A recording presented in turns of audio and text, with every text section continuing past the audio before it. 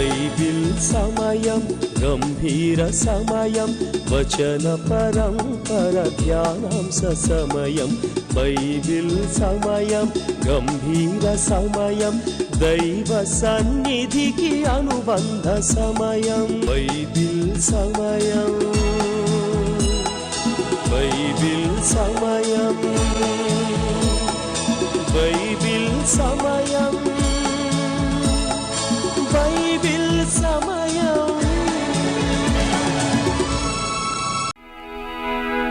ఇది యాత్ర కానాను యాత్ర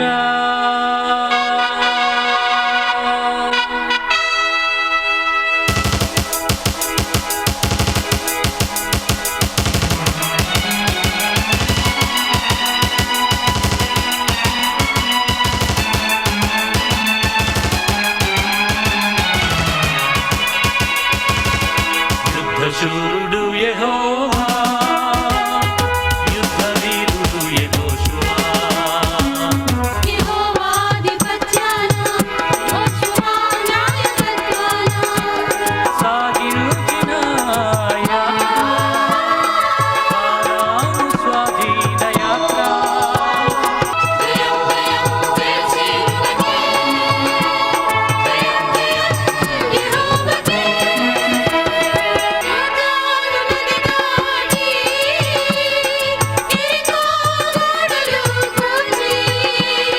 సూర్యుణ్ణి ఆపి చంద్రుణ్ణి నిలిపి సూర్యుణ్ణి ఆపి చంద్రుణ్ణి నిలిపి శత్రు సంహారం చేసి అడుగిడిన ప్రతి స్థలం స్వాస్థ్యముగా పొంది అడుగిడిన ప్రతి స్థలం స్వాస్థ్యముగా పొంది జయము సాధించిన విశ్వాసయాత్ర విశ్వాసయాత్ర విశ్వాసయాత్ర.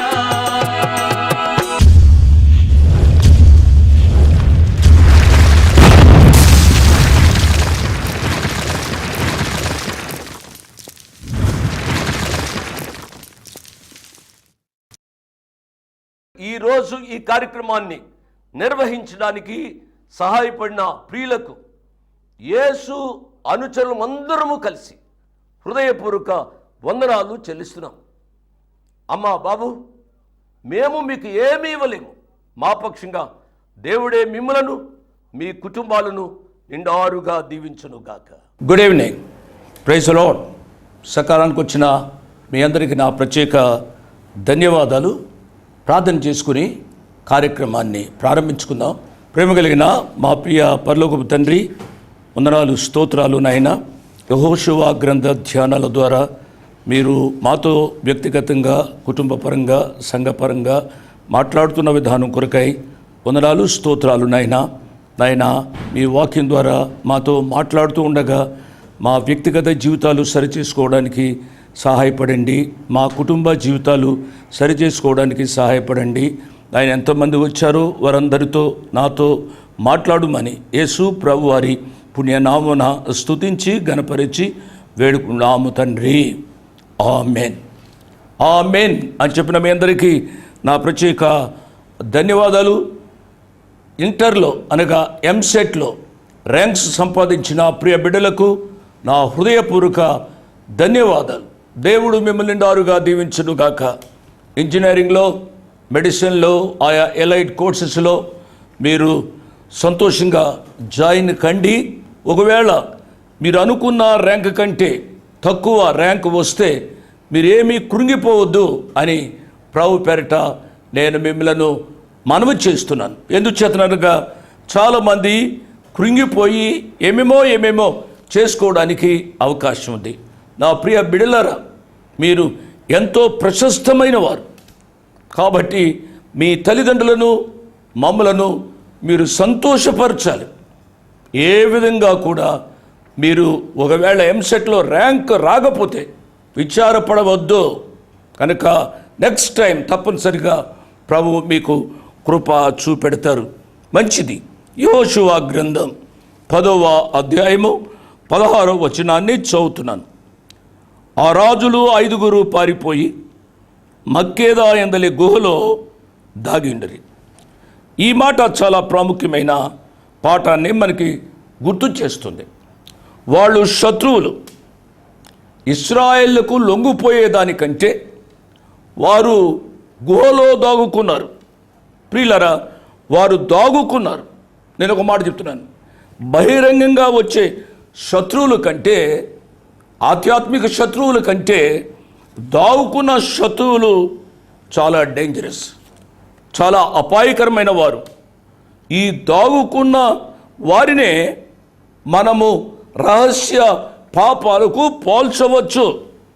మన ఆధ్యాత్మిక జీవితాన్ని పాడు చేయడానికి రహస్య పాపాలు ఎన్నో ఉంటాయి అనే సత్యాన్ని జ్ఞాపకం చేసుకోవాలి. కనబడే పాపాలు కొన్ని, కనబడని పాపాలు కొన్ని. ఈ కనబడని పాపాల గురించే సొలొమోను రాజు గారు పరమగీతుల్లో ఒక మాట వాడారు. ఏమన్నారు అనగా, గుంట నక్కలు అన్నాడు. నక్కలు అవి పైకి నష్టాన్ని చేకూరుస్తాయి, కానీ గుంట నక్కలు, లిటిల్ ఫాక్సెస్, అవి ఆ కాపలాదారునికి కనబడకుండా వచ్చి ఆ పొలాన్ని లేక ఆ పంటను పాడు చేస్తాయి. కాబట్టి ఈ గుంట నక్కల గూర్చి చాలా జాగ్రత్తగా ఉండాలి. వారు సంఘంలోనే ఉంటారు, సంఘానికి నష్టాన్ని కలుగు చేస్తారు. వారు కుటుంబంలోనే ఉంటారు, కుటుంబ పేరుకు ఎంతో నష్టాన్ని కలుగు చేస్తారు.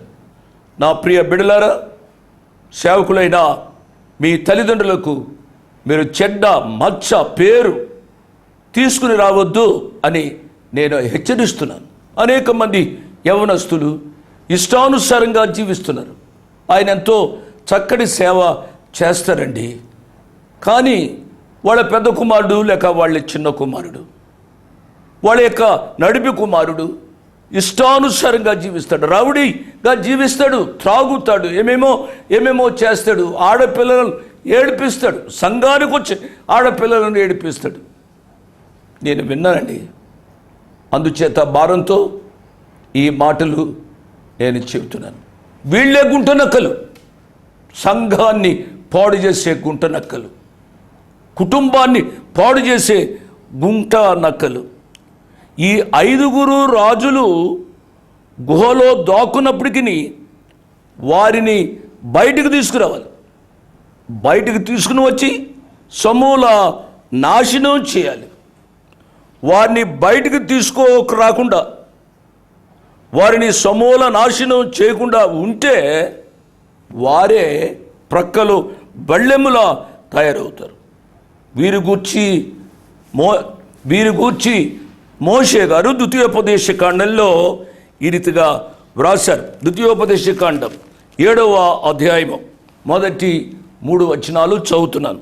నీవు స్వాధీనపరచుకొనబోవు దేశంలోనికి నీ దేవుడైన యెహోవా నిన్ను చేర్చి బహుజనములను అనగా సంఖ్యకును బలమునకును నిన్ను మించిన హిత్తీయులు, గిర్గాషీయులు, అమోరీయులు, కనానీయులు, పెరిజీయులు, హివ్వీయులు, ఎబీసీయులను 7 జనములను నీ ఎదుట నుండి వెళ్ళగొట్టిన తరువాత నీ దేవుడైన యెహోవా వారిని నీకు అప్పగించినప్పుడు నీవు వారిని హతము చేయవలను, వారిని నిర్మూలము చేయవలను. వారితో నిబంధన చేసుకునకూడదు, వారిని కరుణింపకూడదు. జాగ్రత్తగా వింటున్నారు కదా. నీవు వారితో వీయమందకూడదు, వాని కుమారునికి నీ కుమార్తెను ఇయ్యకూడదు, నీ కుమారునికి వాని కుమార్తెను పుచ్చుకొనకూడదు. చూసారా ఎటువంటి రిస్ట్రిక్షన్ ఉందో మనము గమనించాలి. వీరితో ఎటువంటి సంబంధం పెట్టుకోకూడదు. అన్యులతో, అవిశ్వాసులతో, విశ్వాసులకు ఎటువంటి కుటుంబ సంబంధాలు ఉండకూడదు. ముఖ్యంగా వివాహ విషయాల్లో చాలా జాగ్రత్తగా ఉండాలని నేను మనవి చేస్తున్నాను. వ్యక్తిగత జీవితంలో కొన్ని పాపాలు ఉంటాయి, కుటుంబ జీవితంలో కొన్ని పాపాలు ఉంటాయి, సంఘ జీవితంలో మరికొన్ని పాపాలు ఉంటాయి. ఏ పాపాన్ని పరిశుద్ధాత్మ దేవుడు గుర్తు చేస్తున్నాడో ఆ పాపాన్ని అంతం చేయాలి అని నేను ప్రత్యేకంగా మనవి చేస్తున్నాను. పాపాల్లో 2 రకాలైన పాపాలు మనం చూస్తూ ఉంటాం. ఒకటి అందరికీ తెలిసే పాపం. వాడు అందరూ చూస్తుండగానే అమ్మాయితో తిరుగుతాడు, అందరూ చూస్తుండగానే సిగరెట్లు కాలుస్తాడు, అందరూ చూస్తుండగానే రెక్లెస్గా జీవిస్తూ ఉంటాడు, అందరూ చూస్తుండగానే దొంగతనం చేస్తాడు కదా. ఆకాను అలా చేశాడు, దొంగతనం చేశాడు, పట్టబడ్డాడు, చంపబడ్డాడు. 2వ రకం పాపాలు ఏమిటి అనగా కనబడని పాపాలు. అసూయ ఎవరికి కనపడుతుంది? ప్రైజ్ లార్డ్ బ్రదర్ అంటాడు, ప్రైజ్ లార్డ్ సిస్టర్ అంటాడు. ఆ సిస్టర్ కానీ బ్రదర్ కానీ కొన్ని అడుగులు ముందుకేసి వెళ్ళిపోతూ ఉంటే ఏమేమో శపిసుకుంటూ ఉంటాడు. ఇతరులు కూడా ఆ రీతిగా చెబుతూ ఉంటాడు. ముఖస్తుతి చాలా ఘోరమైన పాపము అనే విషయాన్ని నేను జ్ఞాపకం చేస్తున్నాను. అసూయ, ద్వేషం, పగ, ఇవి కనబడని పాపాలు. వీటినన్నిటినీ మనము యేసు ప్రభువు వారి సిలువ వేయాలి. అప్పుడే వీటి మీద మనకు జయం కలుగుతుంది అనే విషయాన్ని నేను జ్ఞాపకం చేస్తున్నాను. 17వ వచనం నుంచి మనం 21వ వచనం వరకు చదివినట్లయితే మక్కేదా అందలి గుహలో వారు ఉన్నారు అని యెహోషువకు తెలుపబడింది. యెహోషువ ఏం చేశాడు అని అంటే, ఆ గుహ ద్వారానికి అడ్డంగా కొన్ని పెద్ద రాళ్లను మీరు అడ్డు పెట్టండి. దేవుడని యెహోవా మీ శత్రులను లేక మన శత్రులను మన చేతికి అప్పగించున్నాడు గనుక వారిని మరలా బయటికి వెళ్ళనివ్వడానికి వీలు లేదు, వారిని సమూల నాశనం చేయాలి అని ఆయన తన తోటి వారిని ఎంకరేజ్ చేస్తున్నాడు. అవును ప్రియులారా, మన యొక్క జీవితాలలో ఏ చిన్న శేషం పాపం మిగిలి ఉంటే అది క్యాన్సర్ వలె మన యొక్క ఆధ్యాత్మిక జీవితాన్ని మింగివేస్తుంది. మనము ఎల్లప్పుడూ కూడా దేవుని మాటలపై ఆధారపడాలి. మనం ఎప్పుడైతే దేవుని మాటలపై ఆధారపడతామో ఒక వాగ్దానం, ఆయన మనను తలగా ఉంచుతాడు కానీ తోకగా ఉంచడు అనే సత్యాన్ని నేను జ్ఞాపకం చేస్తున్నాను. ప్రియులారా, అమోరీల అక్రమము ఇప్పుడు సంపూర్ణమైంది, అప్పుడు సంపూర్ణం కాలేదు. అప్పుడు అనంటే అబ్రహాము కాలంలో సంపూర్ణం కాలేదు. ఆదికాండం 15వ అధ్యాయంలో మనం చూసినట్లయితే ఈ రీతిగా ఉంది. బైబిల్ వారు క్విక్గా చూడండి. ఆదికాండం 15వ అధ్యాయము 16వ వచనం, అమోరీల అక్రమము ఇంకనూ సంపూర్ణము కాలేదు గనుక నీ 4వ తరము వారు ఇక్కడికి మరల వచ్చేదనని నిశ్చయముగా తెలుసుకున్నాము. అబ్రహాముతో చెప్పాను. దేవుని నామానికి స్తోత్రం అండి. ఎంత యాక్యురేట్గా దేవుని యొక్క క్యాలెండర్, దేవుని యొక్క నిర్ణయ కాలాలు జరుగుతున్నాయో మనం ధ్యానిస్తున్నప్పుడు మన అంతర్హృదయాలు పులకరిస్తాయి. దేవుని నామానికి స్తోత్రం. నేను అప్పుడప్పుడు ప్రభువులో తన్మయత్వం చెందుతాను. ప్రభువా, మీ కృపా వాక్యం కొరకై మీకు స్తోత్రాలు అని చెప్పి 22, 23 వచనాలు. యెహోషువ ఆ గుహకు అడ్డము తీసివేసి గుహలో నుండి ఆ 5 రాజులను నా యొద్దకు తీసుకురండని చెప్పగా వారు అలాగు చేసి యెరూషలేము రాజును, హెబ్రోను రాజును, యర్మూతు రాజును, లాకీషు రాజును, ఎగ్లోను రాజును, ఆ రాజుల 5 ఆ గుహలో నుండి అతని యొద్దకు తీసుకుని వచ్చింది. 5 రాజులు. నేను గత పాఠంలో చెప్పాను, పంచేంద్రియాలు, 5 ఇంద్రియాలు. వీటిని మనము ప్రభు యొక్క స్వాధీనంలో ఉంచాలి. ప్రభు యొక్క స్వాధీనంలో ఉంచకపోతే మనకు వ్యతిరేకంగా ఇవి పనిచేస్తూ ఉంటాయి. మన మీద శత్రువులుగా ఇవి తిరుగుబడుతూ ఉంటాయి కదూ. ఏదైతే చూడకూడదో అది కన్ను చూస్తుంది, ఏదైతే వినకూడదో అది చెవి వింటుంది. ఈ రీతిగా ఈ ఇంద్రియాలు మన మీద తిరుగుబాటు చేయడానికి అవకాశం ఉంది. ఇప్పుడు యెహోషువ వారిని బయటికి తీసుకురండి అన్నారు. వారు గుహకు అడ్డం తీసేశారు. అడ్డం తీసేసి ఆ 5 రాజులు బయటకు వచ్చారు. ప్రియులరా, కీర్తనాకారుడు 139వ కీర్తనలో ఈ రీతిగా చెప్పాడు. దయచేసి 139వ కీర్తన దయచేసి మనమంతా చదివితే మంచిది. కానీ నేను చివరి వచనాలు నేను చదువుతాను. యెహోవా మొదటి వచనం చూడండి. నీవు నన్ను పరిశోధించి తెలుసుకుని ఉన్నావు. నేను కూర్చుండుట నేను లేచుట నీకు తెలియను. నాకు తలంపు పుట్టకమునిపే నీవు నా మనస్సు గ్రహించుచున్నావు. నా నడకను నా పడకను నీవు పరిశీలన చేసి ఉన్నావు.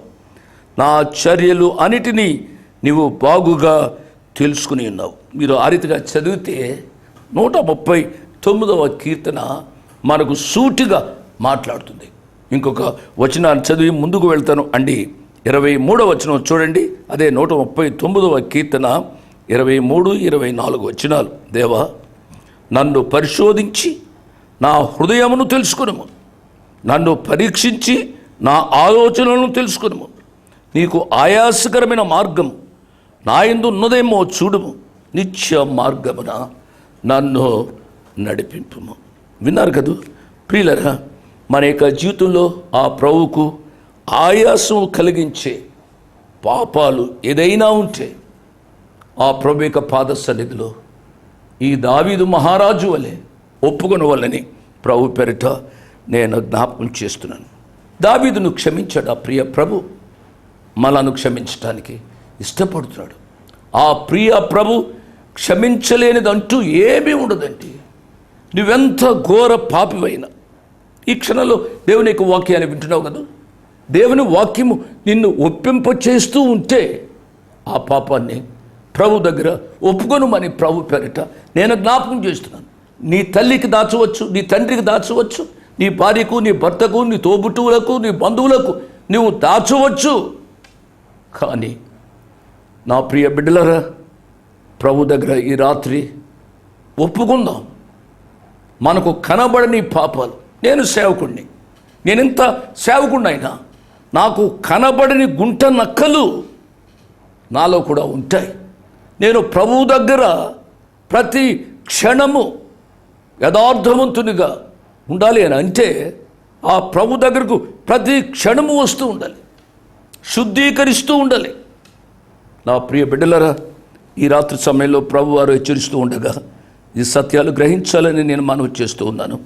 24, 25 వచనాలు. వారు ఆ రాజులను వెలుపలకు రప్పించి యెహోషువ యొద్దకు తీసుకుని వచ్చినప్పుడు యెహోషువ ఇశ్రాయేల్ అందరినీ పిలిపించి తనతో యుద్ధమునకు వెళ్ళి వచ్చిన యోధుల అధిపతులతో మీరు దగ్గరికి రండి. ఈ రాజుల మెడల మీద మీ పాదములు ఉంచుమని వారు చెప్పగా వారు దగ్గరికి వచ్చి వారి మెడల మీద తమ పాదములు ఉంచిరి. అప్పుడు యెహోషువ వారితో మీరు భయపడకుడి, జడియకుడి, దృఢత్వం వహించి ధైర్యముగా ఉండుడి. మీరు ఎవరితో యుద్ధము చేయుదురో ఆ శత్రులందరికీ యెహోవా వీరికి చేసినట్లు చేయడని చెప్పాను. మీకు గుర్తుందా, మోషే భక్తుడు 12 మంది వేగులు వారిని పంపించాడు. వేగులు వారిని పంపించినప్పుడు 10 మంది తిరిగి వచ్చి ఏం చెప్పారు అంటే వారు ఉన్నత దేహులు, వారిని జయించడం కష్టమని చెప్పారు. ఇప్పుడు ఏమి జరుగుతుంది? ఇప్పుడు చదివిన వచనాల్లో చూచారు కదూ, రాజుల మెడల మీద మీ పాదములు ఉంచాలి అని యెహోషువ వారితో చెప్పాడు. అంటే వీరు వారి మెడల మీద పాదాలు ఉంచారు అన్న మాట. నా ప్రియులరా, మన శత్రువులను మన పాదముల క్రింద చితగత్రొక్కించే రోజు వస్తోంది. ఆ రీతిగా ఇశ్రాయేలు ప్రజలను ఆల్రెడీ ఆ ప్రియ దేవుడు చేశాడు. మనం కూడా ఆ రీతిగా చేయడానికి సంసిద్ధులం కావాలి. అందుకనే పౌలు గారు ఎఫెసీ సంఘానికి ఈ రీతిగా వ్రాశారు. ఎఫెసీలకు రాసిన పత్రిక 1వ అధ్యాయం 22, 23 వచనాలు. సమస్తమును ఆయన పాదముల క్రింద ఉంచి సమస్తము పైని ఆయనను సంగమునకు శిరస్సుగా నియమించెను. ఆ సంగము ఆయన శరీరం. సమస్తమును పూర్తిగా నింపుచున్నవాని సంపూర్ణత అయి ఉన్నది. ఆ ప్రియ బిడ్డలారా, ఇవన్నీ నేను చదువుతున్నాను. నేను ఈ యొక్క యెహోషువ గ్రంథంపై వచ్చిన వాఖ్యానాన్ని నేను వ్రాశాను, నేను సిద్ధం చేశాను. ప్రభుత్వమైతే ఇది ప్రింటింగ్లోనికి వెళ్ళాలి కాబట్టి నేను ప్రార్థిస్తున్నాను, ప్రభు సహాయం చేస్తారు. కాబట్టి ఈ యొక్క పుస్తకం కొరకై మీరు ఎదురు చూడండి. యేసు ప్రభు వారు సిలువలో సాతాను యొక్క శిరస్సును ఆయన చితక త్రుక్కాడు. యేసు ప్రభు వారిని సొంత రక్షకునిగా అంగీకరించిన బిడ్డలు కూడా ఆ యొక్క సాతాను యొక్క శిరస్సును పాదాల క్రింద చితక త్రొక్కుతారు అనేది ఇక్కడ జరుగుతుంది. యెహోషువ గ్రంథంలో దేవుని యొక్క వాగ్దానం 26-27 వచనాలు. తరువాత యెహోషువ వారిని కొట్టి చంపి 5 చెట్ల మీద వారిని ఉరితీసెను. వారి శవములు సాయంకాలం వరకు ఆ చెట్ల మీద వేలాడుచుండెను.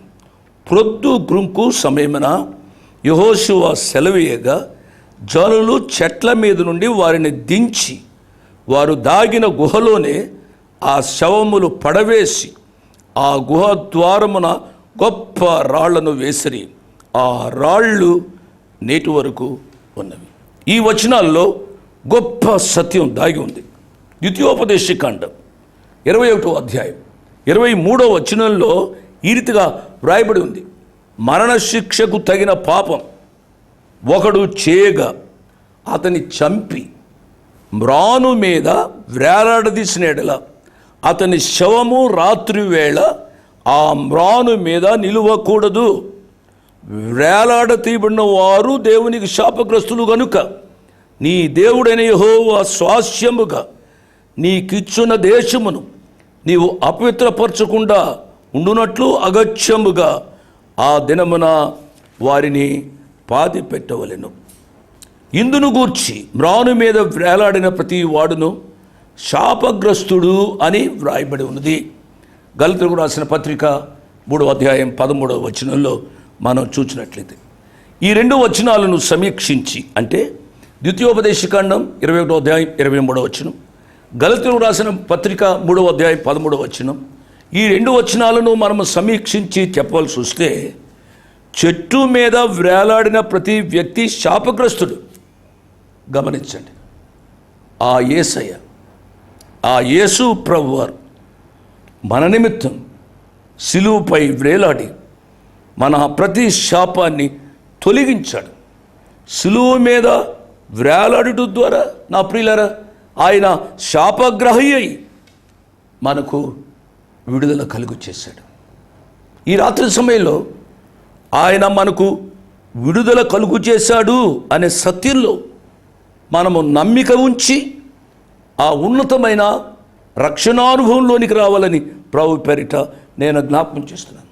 యేసు ప్రభు వారిలో మనందరికీ విజయము లభించింది. ఆ శవాలను వారు పడవేశారు. ఆ రాళ్లను చూచిన వెంటనే వారికి ఆ 5 రాజుల మరణం గుర్తుకు వస్తుంది. ఇటువంటి అనుభవాలు మన జీవితంలో కూడా ఉండాలి. ప్రియులరా, ఒక మాట చెప్పి నేను ముగిస్తాను. ఇక్కడ పదే పర్యాయాలు మనము గుహలను గూర్చి చదువుతూ వచ్చాం. ఈ గుహలు కొన్ని సందర్భాల్లో బైబిల్లో వ్రాయబడ్డాయి. ఆదికాండం 19వ అధ్యాయం 30 నుంచి 38 వరకు చూసినట్లయితే ఆ గుహలో జరగకూడని కార్యాలు జరిగాయి. నేను నోటితో చెప్పినప్పుడు అవసరం లేదు, ముగింపులో ఉన్నాను. మీకు వీలుంటే చదవండి. ఆదికాండం 19వ అధ్యాయం 30 నుంచి 38వ వచనం వరకు. తర్వాత ఆదికాండం 23వ అధ్యాయం 17వ వచనం నుంచి 19వ వచనం వరకు. అబ్రహాము మక్పేలా పొలము యొక్క గుహలోనే తన భార్య అయిన శారాను పాతిపెట్టాడు. యెజబెలు ఆ గుహలోనే అక్రమస్తులను పోషించింది. వీటన్నిటి ద్వారా ఒక పాఠాన్ని మనం నేర్చుకోవాలి. మన జీవితాలలో కూడా ఏ గుహలు ఉండడానికి వీల్లేదు. రహస్య జీవితం ఉండడానికి వీల్లేదు. గుహా జీవితం ఉండడానికి వీల్లేదు. యథార్థమైన రీతిగా ఆ ప్రభు యొక్క పాదాలకు రావాలి. చిన్నవైనా పెద్దవైనా గుహలు ఆధ్యాత్మిక జీవితాన్ని పాడు చేస్తే ఉన్న పాటున ఉన్న చోటున ఏ గుహ అయితే ఉంది నీ జీవితంలో అని పరిశుద్ధాత్మ దేవుడు జ్ఞాపకం చేస్తున్నాడు, ఆ గుహను పూడ్చివేయమని మనవి చేస్తూ నేను ముగిస్తున్నాను. ప్రియబిడ్డలారా, ఈ వచనాలు ధ్యానం చేస్తూ ఉంటేనే అనేక ఆధ్యాత్మిక సత్యాలను నేను గ్రహిస్తున్నాను. ప్రభు వారికి ఇంకా సమీపంగా వచ్చి యథార్థమైన జీవితాన్ని జీవిస్తూ అనేక మందిని ఆ ప్రభు దగ్గరకు ఆకర్షించే అనుభవంలోనికి రావాలని మనవి చేస్తూ ముగిస్తున్నాను. మరొకసారి ఈరోజే ఎంసెట్ రిజల్ట్స్ వచ్చాయి. అందులో ర్యాంక్ సంపాదించిన ప్రియ బిడ్డలందరికీ కంగ్రాచ్యులేషన్స్. దేవుడు మిమ్మల్ని దీవించునుగాక. ఏ కాలేజీలో మీకు సీటు రావాలని మీరు ప్రార్థిస్తూ ఎంసెట్ రాశారు, ఆ కాలేజీలో మీరు జాయిన్ కండి. మీరు మీ సంతోషాన్ని మాతో పంచుకోండి. దేవుడు మిమ్మలను దీవించునుగాక. ఫెయిల్ అయిన బిడ్డలు లేక ర్యాంక్స్ రాని బిడ్డలు ఏమాత్రము కృంగిపోవద్దు అని నేను మనవి చేస్తున్నాను. మరి ఇక ఛాన్స్ను ప్రభు మీకు ఇస్తారు. నేను చెప్తాను, రేపు పాఠంలో నేను చెప్తాను. ఆ రీతిగా ఫెయిల్ అయిన బిడ్డలకు దేవుడు ఏదో దాచిపెట్టాడు. ఆ సత్యాన్ని మీరు గమనించి కృంగిపోకుండా సంతోషంతో ఉండాలని మనవి చేస్తూ హెచ్చరిస్తూ ఒక తండ్రిగా ఒక అంకులుగా చెప్పి నేను మిమ్మల్ని దీవిస్తున్నాను.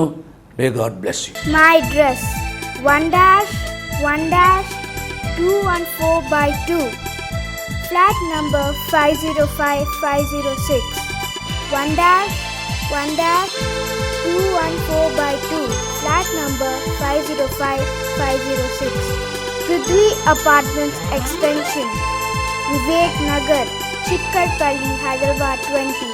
దేవుడు మిమ్మల్ని నిండారుగా దీవించునుగాక. ఆమేన్.